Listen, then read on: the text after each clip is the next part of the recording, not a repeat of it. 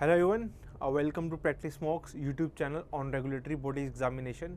So I welcome you all on this channel and I hope आप सबकी preparation आपके exams के लिए बहुत अच्छे से चल रही है और अगर नहीं चल रही है तो this is the right time because in coming few months you are going to see a lot of notifications be it from SEBI, RBI, after that NABARD will be there. So चीज़ें ना बहुत rapidly होने वाली है and there is a good chance कि चीज़ें आपस में क्लैश भी हों, clash not with respect to the date but timeline. For example अगर सेबी का फेज़ 2 है तो देर इज़ अ चांस कुछ टाइम बाद आरबीआई का फेज़ 1 हो जाए और जब आरबीआई के इंटरव्यू चल रहे हो या फेज़ 2 चल रहा हो तो नाबार्ड का नोटिफिकेशन आ जाए. तो चीज़ें ना काफ़ी ओवरलैपिंग रहने वाली हैं मेरे हिसाब से. तो ये जो आपका मोमेंट है ना अभी, ये जो मंथ है आपका द मे का मंथ, इसमें आपको अगर आप 2 एग्ज़ाम्स की प्रिपेयर कर रहे हैं या खाली सिंगल की कर रहे हैं तो आपको फ़िलहाल क्या करना चाहिए. ए, आपको अपना वीक एरियाज आइडेंटिफाई करके उन पे काम करना चाहिए. बी, आपको ओवरलैपिंग एरियाज अभी कर लेने चाहिए. अगर आप सेबी आरबीआई दोनों को टारगेट कर रहे हैं तो आप फाइनेंस मैनेजमेंट करके रख लो. क्वांट रीजनिंग सेबी में भी आता है तो क्वांट रीजनिंग के बेसिक्स पढ़ लो. जब आरबीआई का नोटिफिकेशन आएगा then you can start doing high level questions. ठीक है, but basics you can cover. इसके अलावा अकाउंट्स में देखा जाए तो आरबीआई सेबी में रेशियोज है, कैश फ्लो है, फंड फ्लो है, तो ये चीज़ें आप करके रख लो. ठीक है, और अगर आपने आरबीआई पहले प्रिपेयर किया हुआ है और आप सेबी भी प्रिपेयर कर रहे हैं तो आप ये मंथ सेबी को देखिए, सेबी के जो सिलेबस का पार्ट है वो आप कर सकते हो. लाइक कंपनीज एक्ट हो गया, इकोनॉमिक्स हो गया, एट्सेट्रा. ये ज़्यादा बड़े नहीं है, इनको आप थोड़ा टाइम दोगे हो जाएगा. कुछ चीज़ें छोड़ देना. फॉर एग्जाम्पल अगर आपको लग रहा है कि कोस्टिंग अभी आप नहीं कर पा रहे हो तो कोस्टिंग को आप छोड़ सकते हो अभी के लिए, बट आपको फिर बाकी एरियाज में स्ट्रॉन्ग होना पड़ेगा. बट आपको कोस्टिंग करनी पड़ेगी फेज़ 2 से पहले और फेज़ 1 के बीच में ऑफ सेबी. तो आपको चीज़ें बहुत केयरफुली प्लान करनी है. तो इस मंथ में आपने weak areas and overlapping areas पे काम करो. अगर आप इन पे कर चुके हो देन फिर आप आगे मूव कर लो. मतलब जैसे मैंने अपनी काफ़ी पहले एक वीडियो में भी कहा था कि अप्रैल के अंदर आपको weak areas and overlapping area कर लेना चाहिए. तो जिन्होंने वो कर लिया है मैं उनको ये कहूँगा कि फ़िलहाल आप अभी अगर आपको लग रहा है सेबी पहले आने वाला तो सेबी का सिलेबस खत्म कर दो. फेज़ 2 का एक बार ही खत्म हो जाएगा, नोट्स बन जाएंगे ना आपके पास. उसके बाद एक रिवीजन देना, उसको रख देना. ठीक है, जब नोटिफिकेशन आएगा फिर उसका पढ़ना स्टार्ट करना. फिर नोटिफिकेशन नहीं आने तक आप क्वांट रीजनिंग करना फिर. ठीक है, तो ऐसे बहुत स्मार्टली प्लान करना पड़ेगा. अगर स्मार्टली प्लान नहीं करोगे तो फिर आप कहीं के नहीं रहोगे. कहते हैं ना कि 2 बोट पे सवार होना इज़ अ रिस्कियर थिंग. वही चीज़ हो जाएगी अगर केयरफुली प्लान नहीं करोगे. तो so be careful in your approach and take a smart approach. इससे आपको एग्ज़ाम क्लियर होने में हेल्प मिले.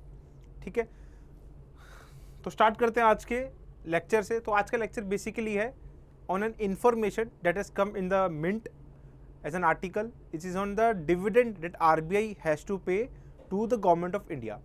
As we all know, RBI is a 100% government subsidiary. RBI is 100% government owned.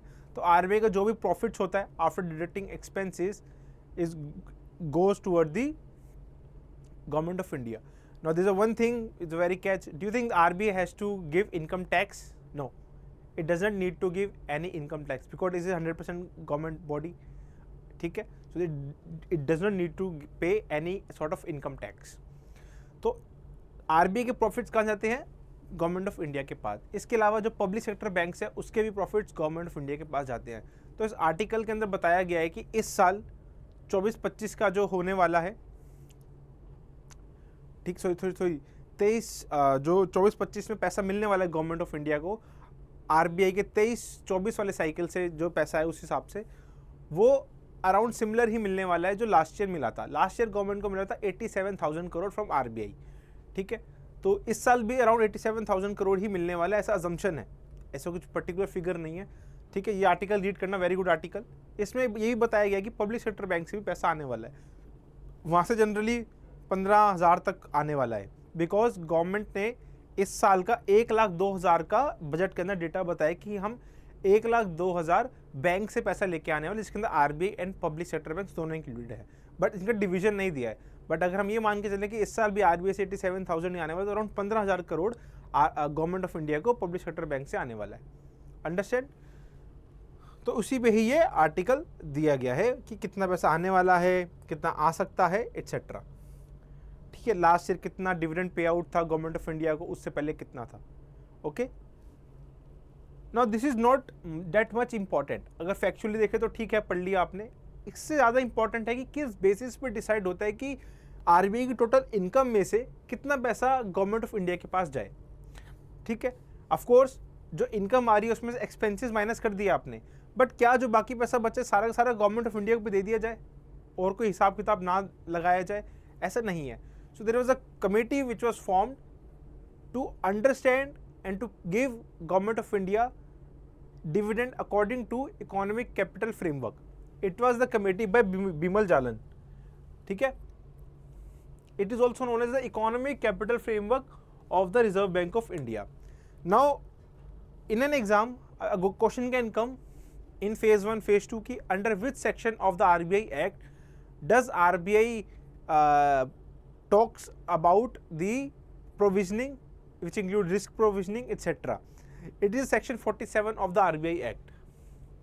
तो ये आपको ध्यान में रखना है. A question can very easily come on this thing. Okay. Section 47 of the RBI Act. What does this provision says? As per this provision, the central bank, which is RBI, is required to pay balance of its profits to the central government after making provisions for bad and doubtful debts, depreciation in assets and contribution to staff etc. ठीक है, देखो जो income RBI के पास आई उन्होंने खर्चे निकाले, but RBI उसके अंदर और भी चीज़ें माइनस करेगा. वो ये माइनस करेगा कि मार्केट में इतना रिस्क है, क्रेडिट रिस्क है, उससे हमें नुकसान हो सकता है आने वाले टाइम में, तो उसको पहले फोर्स ही कर देगा. तो उसके लिए ही अलग से पैसा उसमें से निकाल के रख लेगा. ठीक है, जो उनको लगता है कि फ्यूचर में हमें पैसा लगाना पड़े, it's a liability for them.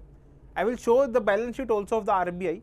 ठीक है, तो कुछ पैसा अब after deducting the expenses like printing money, reverse repo rate जो होता है, वो सब जो आरबीआई एक्सपेंसेस हैं, ठीक है, वो हटाने के बाद जो पैसा बचा है उसके अंदर भी प्रोविजनिंग की जाती है कि डाउटफुल एसेट्स क्या हैं. हम कहते हैं ना कि नॉन परफॉर्मिंग एसेट पे क्या होता है, आपने 100 रुपये का लोन दिया है, बट हम 3% ऑफ डेट एसेट साइड रखता है बैंक अपने रिजर्व्स में, ताकि कल को नुकसान हो तो उस 3 रुपये से कुछ ना कुछ भरपाई की जा सके. इसको प्रोविजनिंग भी कहते हैं. तो सिमिलरली आरबीआई भी करेगा. आरबीआई ध्यान रखेगा क्या क्या चीज़ें, डिफरेंट टाइप ऑफ रिस्क रखेगा which include their revaluation also, that I will explain you क्या क्या है. ठीक है, ओके. तो वो जब प्रोविजनिंग करने के बाद जो पैसा बचेगा वो पैसा गवर्नमेंट ऑफ इंडिया पे ट्रांसफर होगा. This information is clear to you. Okay, now committee का टर्म्स ऑफ रेफरेंस क्या थे. इनके थे कि रिव्यू करो current provisions and reserves of RBI vis other central banks, कि इंडिया में कितना रिजर्व हम लेके चल रहे हैं और बाकी सेंट्रल बैंक से क्या क्या रिजर्व लेके चल रहे हैं, अपना कितना परसेंटेज लेके चल रहे हैं. Suggesting appropriate risk assessment methodology and level of risk provisioning, determining whether RBI is holding reserves in surplus deficit and proposing suitable distribution policy, suitable surplus distribution policy. तो ये क्या थे, terms of reference थे इसके. Okay, now what type of risk do the central banks consider or RBI will consider in provisioning? So these risks are market risk arising out of currency, gold, interest rate fluctuations, credit risk, operational risk arising from managing multi-currency portfolios across multiple legal jurisdictions, contingent risk. What are contingent risks? These are monetary and financial stability risk. Okay, these are like inflation. ठीक है, inflation से भी नुकसान होता है ना. जैसे RBI ने 100 रुपये का नोट रखा है और कल को इन्फ्लेशन 10% से बढ़ गई तो आरबीआई को तो 10% का नुकसान हो गया, क्योंकि 100 रुपये का नोट है, वो 100 की वैल्यू 100 ही है, वो 110 तो नहीं हुई है. This is inflation risk. तो सब कंटिजेंट रिस्क के अंदर कवर किए जाएंगे. तो ये टाइप ऑफ रिस्क आरबीआई देखेगा while provisioning. Okay,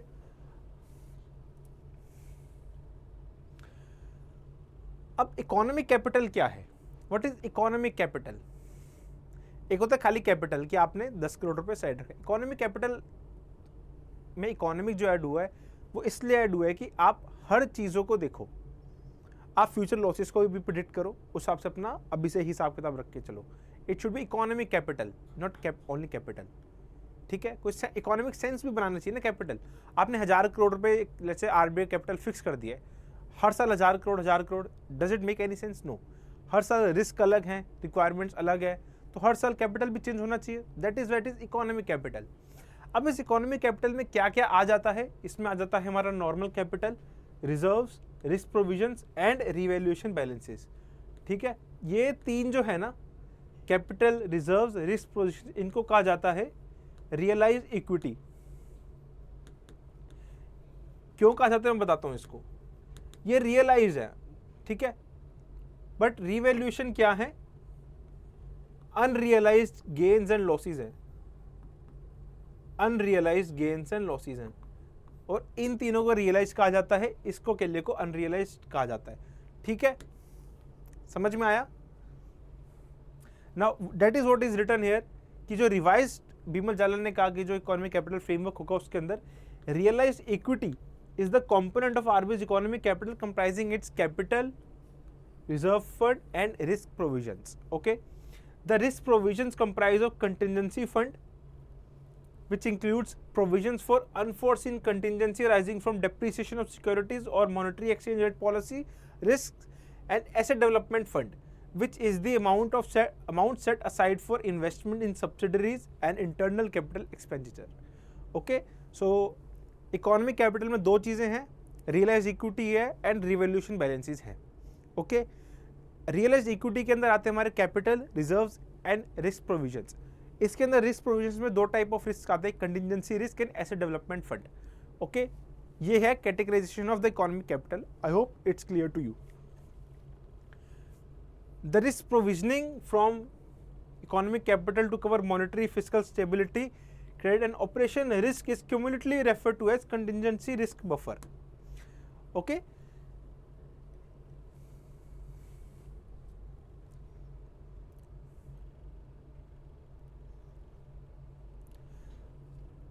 now what is the distribution policy? इससे पहले कंटिजेंसी रिस्क बफर किसे कहते हैं? जो भी इकोनॉमिक कैपिटल में से, जो आरबीआई इकोनॉमिक कैपिटल है, उसमें से एक टाइप ऑफ रिस्क को कवर करने के लिए कैपिटल चाहिए, that is known as contingency risk buffer. क्या है? Monetary, fiscal, credit and operation risk is cumulatively refer to as contingency risk buffer, contingent risk buffer, CRB भी इसे कहा जाता है। ओके, अब डिस्ट्रीब्यूशन पॉलिसी क्या है? What is surplus distribution policy? So the current surplus distribution policy targets only the total economic capital. ये पहले की बात की जा रही है, बिमल जालन से पहले की, कि पहले टोटल इकोनॉमिक कैपिटल को टारगेट करता था, बट अब सिर्फ और सिर्फ टारगेट करने को कहा गया है रियलाइज इक्विटी को, which includes contingent risk buffer, which includes capital, reserves and risk provisions and not revaluation balance. Revaluation balance क्या होता है बेसिकली कि जो आपका क्योंकि जो फॉरेन करेंसी एसेट्स आरबीआई के हैं उसके अंदर फॉरेन एक्सचेंज करेंसी का मूवमेंट हो रहा है, उससे उनकी वैल्यूज जो है ऊपर नीचे हो रही है, बट उसको आरबीआई भी बेचने नहीं वाला है, दैट इज अनरियलाइज्ड। ठीक है, तो उसको हम इंक्लूड नहीं करेंगे वाइल कैलकुलेटिंग दी सरप्लस डिस्ट्रीब्यूशन पॉलिसी। दो वो आरबीआई की इकोनॉमिक कैपिटल का पार्ट है, बट उसको गवर्नमेंट ऑफ इंडिया को सरप्लस देने के लिए हम उसको केटर नहीं करेंगे। हम केटर करेंगे सिर्फ और सिर्फ कैपिटल को, रिजर्व्स को एंड प्रोविजंस को। फिर समझाता हूँ मैं क्या हो रहा है। आरबीआई ने इनकम जनरेट करी, इनकम में से कैपिटल में पैसा गया, रिजर्व्स में पैसा गया, प्रोविजनिंग में पैसा गया। ठीक है, वो जाने के बाद जो पैसा बचा वो सारा का सारा जाएगा हमारा कहाँ पे? गवर्नमेंट ऑफ इंडिया के पास।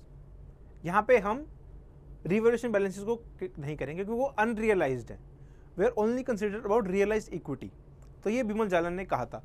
अब सरप्लस डिस्ट्रीब्यूशन पॉलिसी ये कहती है कि the size of the realised equity in the form of the CRB must be maintained between 5.5 to 6.5% of the RBI balance sheet. Let's say RBI की balance sheet का size है 60,000 crore. Okay, इसका अगर हम 6% निकालें तो 3,60,000 करोड़ हो गया।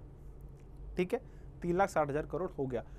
एटलीस्ट इतना पैसा तो आरबीआई के capital, reserves and risk provisions के अंदर होना चाहिए, जिसको हम क्यूमुलेटिवली कंटिजेंसी रिस्क बफर भी कह देते हैं। अगर आरबीआई की इनकम जो आई है और हमें लग रहा है कि हमारे जो ये 6% निकल के आ रहा है जो करंट बैलेंसेस है अकाउंट्स के अंदर, मैं अगली साइड में बैलेंस शीट भी दिखाऊंगा, उसका समझ में आएगा आपको। अगर वो बैलेंसेस कम है हमारे सीआरबी से तो इनकम में से पैसा वहाँ भेजो, ठीक है, और बाकी जो बचा है वो सारा का सारा आप प्रॉफिट्स में से आप डिविडेंड को पे आउट कर दो। आई will explain these accounts in the next slide. अब ये देखो एक बार, ये आरबी की बैलेंस शीट है जो मैंने पिछले साल की एनुअल रिपोर्ट से निकाली है। तो आपको यहाँ पे चीज़ें दिख रही हैं, there are capital, reserve fund, risk provisions and a revaluation account. सो 1 2 3 4 all these are a available realized equity, और इसी को हम सीआरबी भी कह देते हैं। क्या? कंटिजेंसी रिस्क बफर भी से हम कह देते हैं, ठीक है। तो ये जो है बैलेंस शीट का लगभग 6% होना चाहिए, ठीक है। अगर हम इसको कैलकुलेट करें तो कितना बन रहा है ये? लगभग 7,000 करोड़, एंड कंटिजेंसी पकड़े तो हमारा 3,58,000 अराउंड 3,90,000 के अराउंड बन रहा है ना, वही। अगर, और ये हमारा टोटल बैलेंस शीट साइज था हमारा ये। इसका अगर हम 6% निकालें तो कितना बनेगा? इनका सम ही बैठेगा, ठीक है। ये सब करने के बाद में जो पैसा बचता है वो फिर गवर्नमेंट ऑफ इंडिया का प्रॉफिट सरप्लस के तौर पे दिया जाता है, जो पिछले साल 87,000 था और इस साल भी लगभग संभावना उतना ही हो, ठीक है।